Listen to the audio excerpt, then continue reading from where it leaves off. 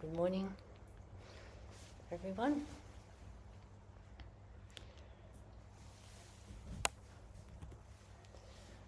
It's a book that I've just been reading recently from the early Pali Canon, translated and commentary by Bhikkhu Bodhi, and it's called Social and Communal Harmony. And it's just an anthology of different discourses from the Pali Canon on what the Buddha's instructions on social harmony. And so I wanted to talk a little bit about social harmony and right view, because right view is the first of the eightfold path. Right view, right thought, right speech, right action, right livelihood, right effort, right mindfulness, right concentration. And so there's a passage that reads, "Monks, right view comes first. And how does right view come first? One understands wrong view as wrong view and right view as right view. This is one's right view." And sometimes I really like it when there isn't an explanation given. It's sort of saying right view is just not having wrong view, and wrong view is not having right view. And then that leaves us to go, well, okay, but what's right view? And that's what our practice is to discover for ourselves actually what is right view. And we can be fairly confident that it's not going to be a set of fixed things, like rigid things. Right view is to think this very specific thing and not that specific thing. Much more something along the lines of it's a flavour, or it's a kind of an understanding that imbues how we see things and how we think about things, and sort of flavours the way we go about things and our relationship to people and plants and animals and landscapes. And it reminds me of this, I don't know what it is, a little story or something about how to bake an excellent apple pie. And you go into the kitchen and get out all the ingredients. You put on an apron. Then you look out the window at the sky, breathe in, and then breathe out. And then you make an excellent apple pie. That's how you do it. So this is a little bit like that.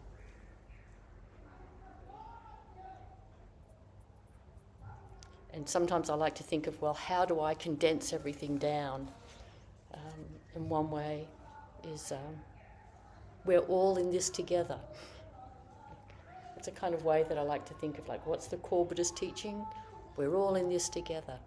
All the people, all the animals, all the plants, all the landscapes, all the planets, all the stars, all the objects, all the spaces, all the sounds, all the sights, all the feelings, all of it together.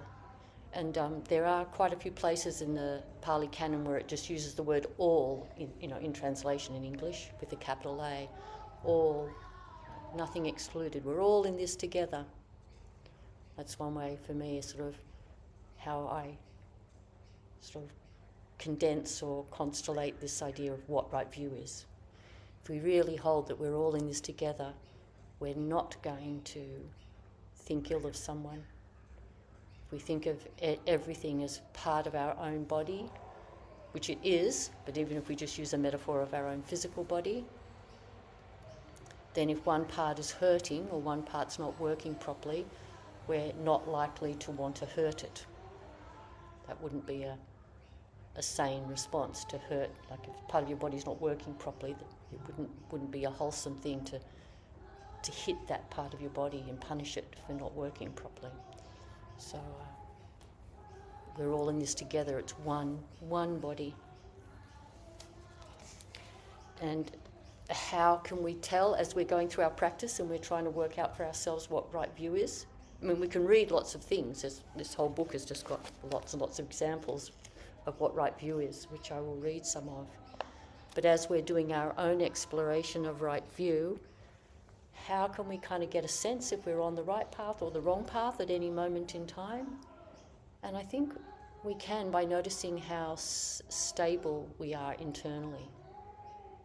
You know, if we're finding that we're having a thought and it's repeating over and over and over, it's probably a slightly imbalanced thought that's somehow annexing some part of reality and sort of resisting or not being able to see or distorting some aspect of reality, and that's unsettling and causes us to keep looping over and over and over. That would be one example.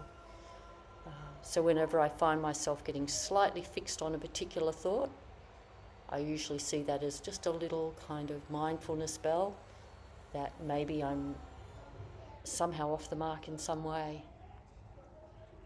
And then, a bit like making the apple pie, the thing to do at that point is probably just to look outside and take a breath. Let the mind be spacious. And then sometimes a much better way of seeing things just emerges.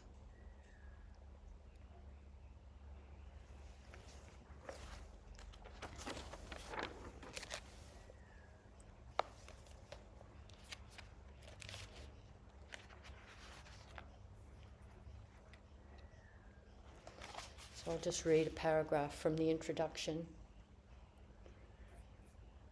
The Buddha teaches that our views influence all other aspects of our lives. The influence begins with the impact of our views upon our motivation. In the structure of the Eightfold Path, wrong view is the condition for wrong motivation, for intentions that are governed by greed, ill will and violence, while right view is the condition for right motivation, for intentions governed by non-attachment, benevolence and compassion. The Buddha compares wrong view to a bitter seed, from which there inevitably arise bitter plants. Just as a seed of neem, bitter cucumber, or bitter gourd, planted in moist soil and receiving water, would all lead to fruits with a bitter flavour, so for a person of wrong view, whatever bodily action, verbal action, and mental action they undertake in accordance with that view, and whatever volition, yearning, inclination, and activities all lead to harm and suffering. For what reason? Because the view is bad.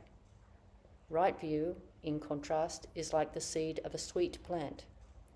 Just as a seed of sugarcane, hill rice, or grape, planted in moist soil and receiving water, will all lead to fruits with a sweet and delectable flavour, just so, for a person of right view, whatever bodily action, verbal action, and mental action they undertake in accordance with that view, and whatever their volition, yearning, inclination, and volitional activities, all lead to well-being and happiness.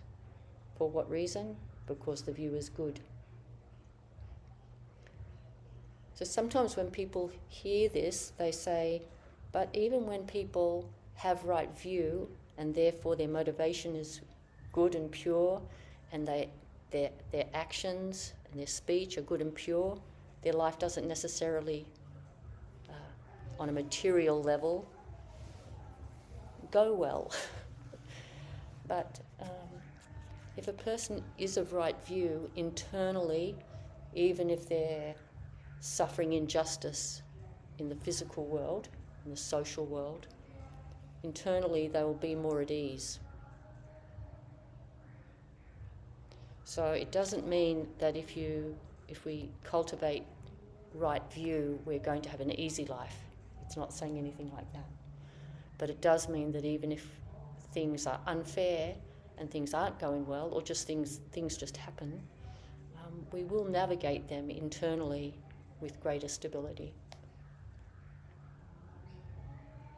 And definitely I think if you've led a life, even if not so early in life, but as you go on, you lead a life that's more wholesome, with right view, then I think we can face mortality much more easily. We're much more comfortable about dying because we sort of know that we've lived a good life, or we've led a redeemed life. There might need to be a bit of redemption that goes on. That's the main thing, is that whatever part of life that we have, that we're leading it well.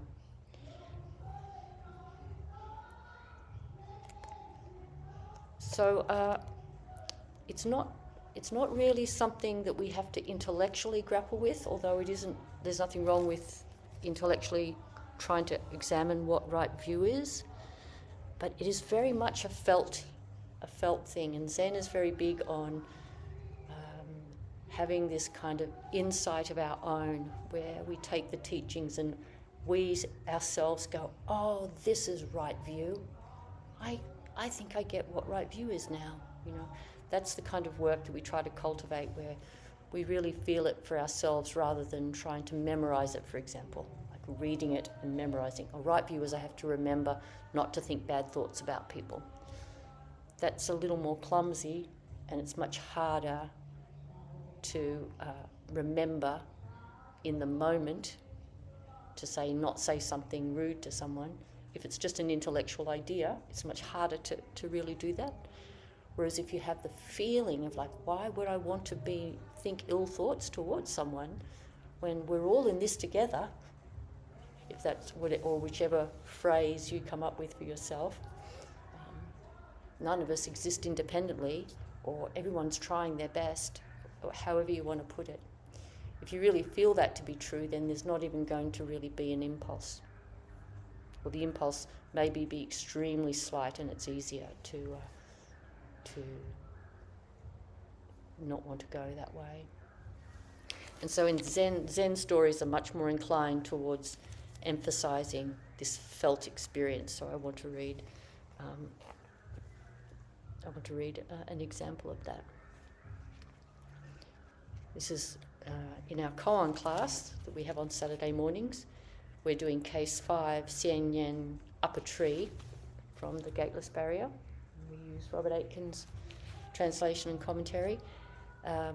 So I'm not going to actually read that koan, but there is a story in the commentary, which is a koan of its own, which I would like to read.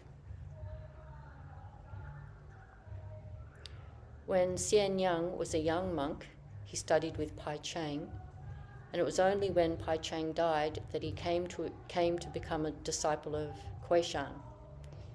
He was an intellectual, and like many intellectuals, he had a hard time with practice at first. One day, Kuei Shan said to him, "I am told that you have been under my late teacher Pai Chang, and also that you have remarkable intelligence. But the understanding of Zen through this medium necessarily ends in intellectual and analytical comprehension, which is not of much use. Yet you may have some insight into Zen. Let me have your view as to your own being before your parents were born." Xian Yang couldn't respond.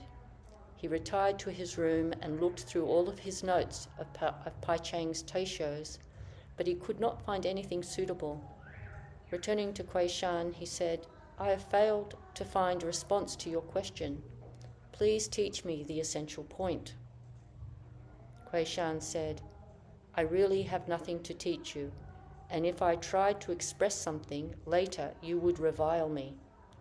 Besides, whatever understanding I have is my own and will never be yours." Xian Yang thereupon burned his notes and determined that he would be just a rice gruel monk and face Kuei Shan's profound question moment by moment, rather than trying to resolve it by means of intellectual research. Hearing that the tomb of Nanyang was being neglected, he asked Kuei Shan's permission to go there and serve as caretaker. Kuei Shan approved, so Xian Yang built a small hut near the tomb and spent his days cleaning the grounds, absorbed in his koan. And the koan was about show me your face before your parents were born. One day, while sweeping up fallen leaves, his bamboo broom caught a small stone, and it sailed through the air and hit a stalk of bamboo with a little sound. Tock! With that tock, he was awakened.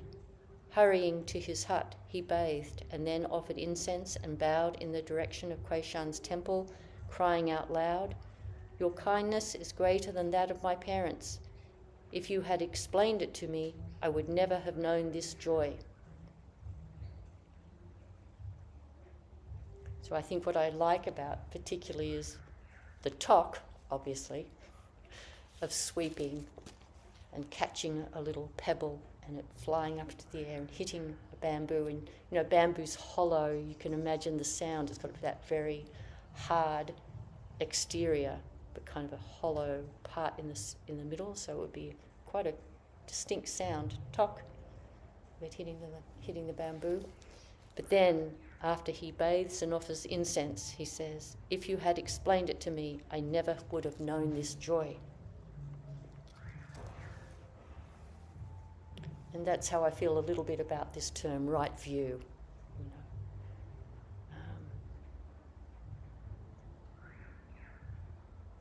Don't ever just let someone explain it to you and then try and memorize what they explain to you. Each of us has to really feel for ourselves in each moment. This is right view right now in this moment. I'm just remembering that recently someone gave me advice in front of another person, and the other person said, "Oh, stop giving advice. You're always giving advice," to that person. And the person does quite often always give advice. But I just said, "Oh, I don't mind getting advice. I don't mind getting advice." And just as that came out, I thought, "Oh, that was a good response. That was a nice way. That was better than maybe like, oh, God, I know what I'm doing. Don't tell me how to do it, That would be understandable. So we just have moments that come up all the time. And we get a sense as we practice of what right view is, and then that leads to right speech and right action. So I'll also read a list here. And sometimes it can sound a little bit, in the Pali Canon, because it's comparing kind of wrong view to right view, and often talks about others. You can feel as if it's really criticising people who are doing things wrongly. But just keep in mind, what I keep in mind is that person and I are not different, essentially. So the person that is mean-spirited is not really separate from me. I should feel an intimacy with their mean-spiritedness and just be grateful that I'm not mean-spirited, and the only reason maybe I'm not is because of all the gifts I've received, difficult and pleasant, have helped me be who I am, so that I'm not prone to being, having ill will or being mean-spirited. But the person who has clearly experienced things themselves that they're like that. So I just, as I read through this list where it talks about others, just feel care and compassion for this other. And it's called practicing effacement. And effacement is an interesting word. It's got kind of like quite a few meanings. I looked up its multiple meanings, but the meaning in this context, I think, is doing away with or letting go of. So practicing doing away with or letting go of. And this is also fairly common in the Pali Canon to have kind of repetition, or these are not exactly repetitions, but they're just one thing after another in a similar format. So sort of you can just let it wash through you. Practicing doing away with. The Blessed One said, "Now, here effacement should be practiced by you. Others will inflict harm. We shall not inflict harm here. Effacement should be practiced thus. Others will destroy life. We shall abstain from the destruction of life here. Effacement should be practiced thus. Others will take what is not given. We shall abstain from taking what is not given. Others will speak falsehood. We shall abstain from false speech here. Others will speak divisively. We shall abstain from divisive speech here. Oh, and just before going on, this is in the context of social harmony, communal harmony, social and communal harmony. So how do we bring right view to social and communal harmony? Here's Buddha's advice. Others will indulge in idle chatter. We shall abstain from idle chatter here. Others will have ill will. We shall be benevolent here. Others will be of wrong view. We shall be of right view here. Others will be of wrong intention. We shall be of right intention here. Others will be of wrong action. We shall be of right action here. Others will be of wrong livelihood. We shall be of right livelihood here. Others will be of wrong effort. We shall be of right effort here. Others will be restless. We shall not be restless here. Others will be doubters. We shall go beyond doubt here. Others will be angry. We shall not be angry here. Others will be hostile. We shall not be hostile here. Others will be denigrators. We shall not be denigrators here. Others will be insolent. We shall not be insolent here. Others will be envious. We shall not be envious here. Others will be miserly. We shall not be miserly here. Others will be fraudulent. We shall not be fraudulent here. Others will be deceitful. We shall not be deceitful here. Others will be obstinate. We shall not be obstinate here. Others will be arrogant. We shall not be arrogant here. Others will be difficult to admonish. We shall be easy to admonish here. Others will have bad friends. We shall have good friends here. Others will be heedless. We shall be heedful here. Others will be of little learning. We shall be of great learning here. Others will be lazy. We shall be energetic here. Others will be unmindful. We shall be mindful here. Others will be foolish. We shall possess wisdom here. Others will adhere to their own views, hold on to them tenaciously, and relinquish them with difficulty. We shall not adhere to our own views or hold on to them tenaciously, but shall relinquish them easily. Effacement should be practiced thus. And so the comment that I wrote at the bottom of this is, we will do all of these things because we want to do them, not because we have discovered right view. We will do these things because we want to do them, not because we think we should do them, because we want to do them, because we have discovered right view. So all of these things, if we have right view, none of these things are very compelling in terms of what, the unwholesome actions that are, or thoughts that are being described here. None of them are compelling. None of them will be tempting to us in the same way as if someone is to put,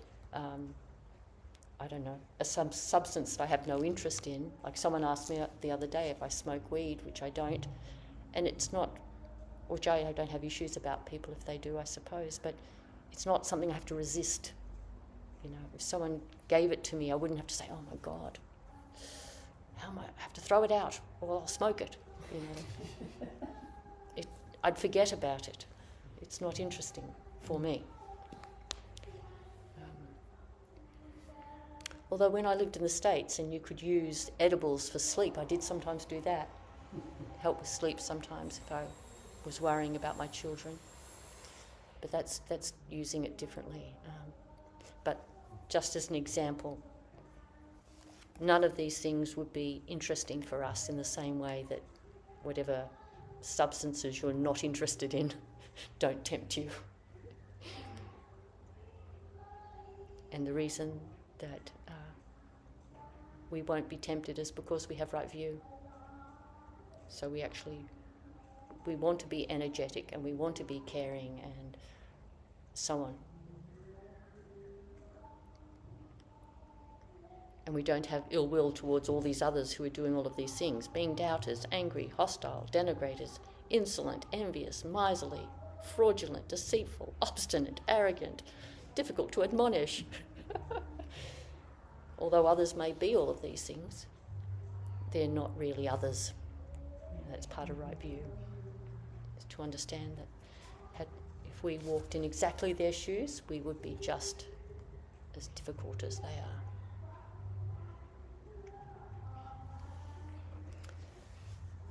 So, may we all discover right view,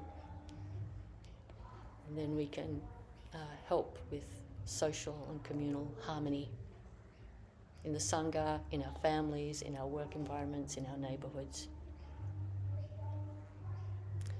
in social media, in whatever forums that we interact in.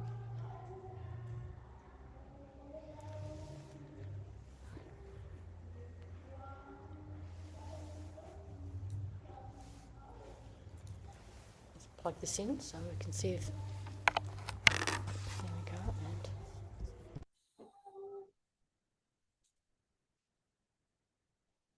would anyone like to ask a question or make a comment?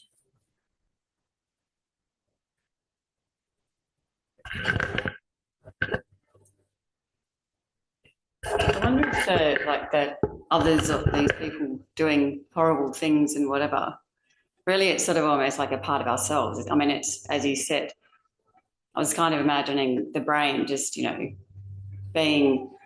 this kind of good side and bad side, but it's not like that anyway, really. Mm. Like I think we have these thoughts, and as you say, whether we entertain them or not is another story. Yeah. I think earlier in practice, we do have to kind of just sort of make an effort to water good seeds and not water the sweet seeds, not the bitter seeds. So maybe an angry thought comes up or a judgmental thought comes up, whatever it might be. We might be tempted to be deceitful or whatever it might be.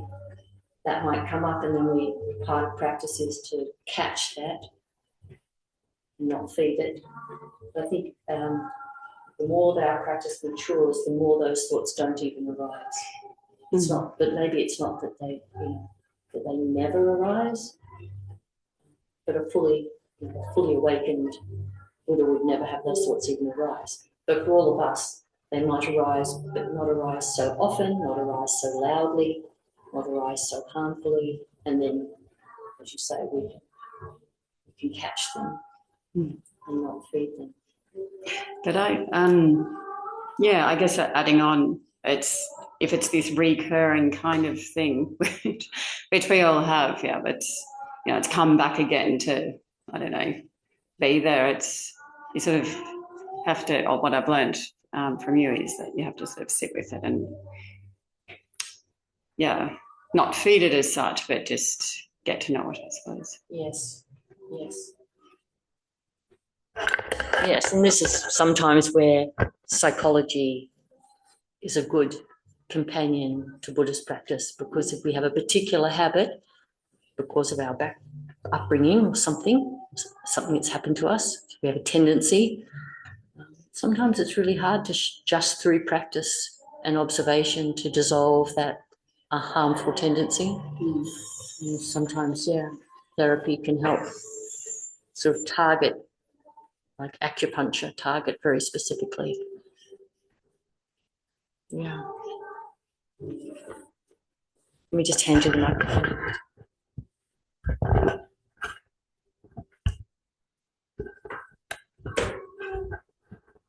Thank you. I have a comment and a question. While you were talking, I was thinking, and I think I got this from a reading somewhere, is it's not possible to have right view without the wrong view. So if we're having a wrong view that we recognize as a wrong view, that's an opportunity to practice your right view and then water those seeds of right view. And then externally, if someone else is having what is perceived, I guess, as a wrong view, then that's another opportunity to practice right view. So it's the context. You can't have one without the other. That's not from me, that's from a reading, or a summary or a reading, I think. And my question is, what's your thoughts on right view being actually the extinguishment of the notion of right view and wrong view? So therefore, that if you extinguish those notions, there's no view is actually the right view. Does that make sense? I was a bit confused about that when I read that. Yes. For the first part, just going back to the first part, you said that's right. Without bitter, we don't know what sweet is. Without sweet, we don't know what bitter is. And I feel too that our capacity to develop right view often comes from experiencing wrong view, either through ourselves or things that happen to us, kind of really highlight, wow, that is not a helpful way to be. And then that often motivates us, galvanizes us to work out what's a better way to be, either by what someone else has done or what we have done or thought or said. Yes, yeah.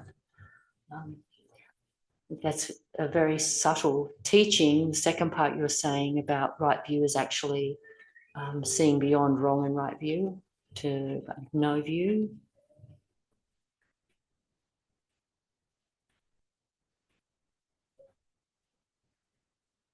And I think that the way that would manifest for me, that kind of teaching, is to be always flexible, just to be always flexible. Don't ever think I know anything. Just be guided by the teachings. So I have faith in them and I'm guided by them. But if I think I specifically know exactly what these teachings are saying or what reality is or what the best way to do anything is, if I ever get too like that, then I feel like I'm getting too caught up in a rigid idea of what right view is. And the Diamond Sutra talks about this, not in terms of right view specifically, but it talks a lot about how, because we know things aren't true, because the teachings aren't real as such, then we can teach the teachings or we can live by the teachings. When we really understand that there's no such thing as a bodhisattva, then we can be really beneficial bodhisattvas in the world. So, yes, the way I think that manifests is having flexible mind, flexible sense of how everything is, but we're still guided by the teaching. So it's not like nihilism or some kind of disconnectedness, and it's not amoral. We're still being guided, but we're just not. Even the wonderful teachings, even right view, we're not going to get hooked by it, because then you could start just giving people lectures. What you're doing is wrong view.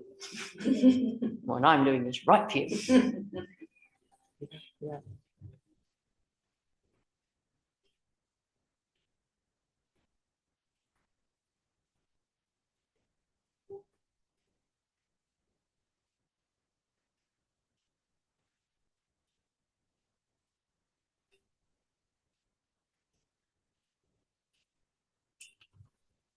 All right. Anything else before we finish? I will just share that next week, Bill is going to give a shortish talk and lead a discussion on, I don't know if I'm going to say this right, but Bill did an eco, sort of environmental retreat, walking retreat. And so I'm going to talk a little bit about what is it that makes a retreat, because they can all look differently. And we can discuss what is it that makes them so beneficial. And they don't have to be exactly the way we do it. There can be many ways of doing it, but they have some commonalities. Neti, I have just a little question about the schedule. Yes. I have my calendar marked with alternating weeks, one set of weeks being Dharma talk and the other the little short Yeah. question and answer period. And I had this evening as the question and answer period. And Yeah. I'm glad that I came anyway and found out, oh, it's Dharma talk. So did they somehow get switched and I should change my calendar now or what? Yes, last week was a bit of a, I couldn't be here at short notice. I had to go to Melbourne to visit my son, although I didn't end up getting to visit him, but that is another whole story. So we ended up having 2 discussion weeks in a row. So now we're going to be alternating again. So we've just flipped. So today was Dharma talk. Next week will be discussion and Dharma talk. Okay. And Dharma. So normally it just goes back and forth like that. So I'm glad you turned up too. And Thank you got the time right. Oh no, you're in Mexico, so you haven't got the time change that the US had. But it's always so confusing when the US changes times that I have to check very carefully for quite some weeks before I'm sure. Well, it's all settled now. For the next 5 months, nobody's going through any time changes. Right. And thank you very much for clarifying. The sun can relax. All right. Let's finish up. Beings are numberless. I vow to save them. Delusions are inexhaustible. I vow to end them. Dharma gates are boundless. I vow to enter them. Buddha's way is unsurpassable. I vow to become it. We'll just do some vows.